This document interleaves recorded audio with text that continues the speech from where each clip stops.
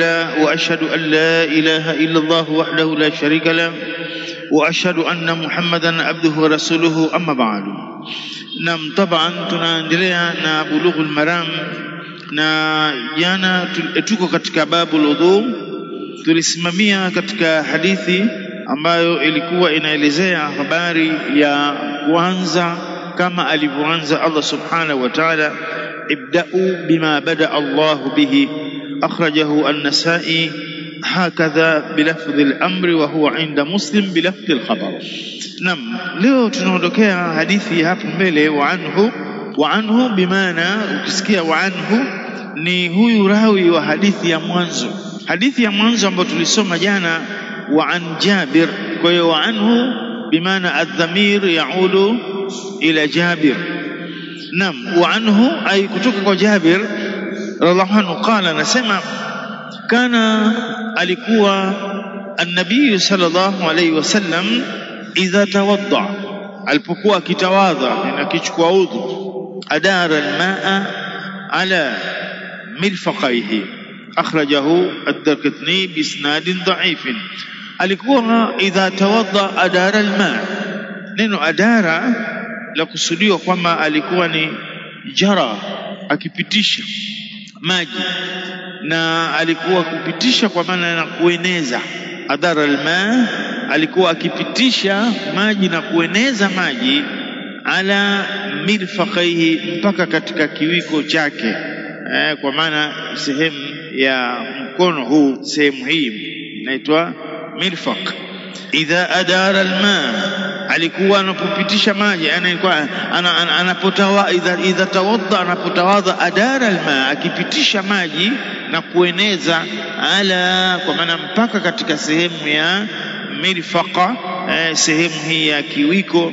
Akhrajahu ad-Darqutni bi isnadin dha'if. Wa anhu radhiallahu anhu qala, amesema kana an-nabii sallallahu alayhi wasallam idha tawadda, alikuwa mtume sallallahu alayhi wasallam anapotawadha kuchukua udhu, adara al-ma'a, akipitisha maji na kueneza maji, ala mirfaqaihi, mpaka katika kiwiko, yani kwa maana sehemu hii. Hadithi hii kwa mujibu wa Ibn Hajar Asqalani ameandika kwamba ni bi isnadi dhaifu, kwa hiyo ni hadithi dhaifu. Sasa hadithi dhaifu mara nyingi katika elimu ya mustalahul hadith inakuwa huwezi kuitumia kama ni hoja, na vile vile huwezi kuitumia katika fadhailil a'mal. Ala sabili almithali, tuchukulie kwa maana mtu anabishana na mtu, bwana pitisha maji katika kiwiko, hili ni jambo lipo, nipe dalili.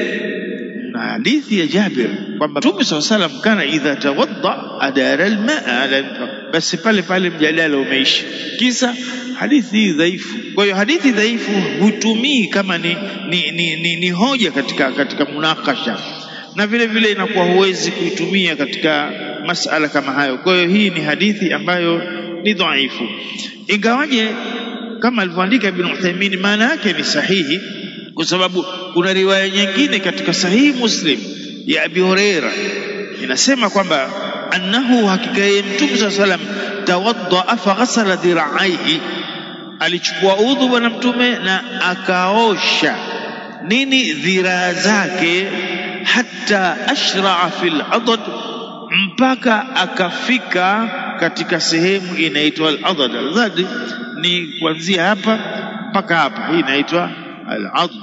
Kwa hiyo akatawadha bwana Mtume akapitisha maji mpaka sehemu ya al-adad. Kwa hiyo iko hadithi ambayo inaashiria kwamba tendo la kufikisha maji mpaka haka hili lipo, isipokuwa hadithi hii ni hadithi ambayo ni dhaifu.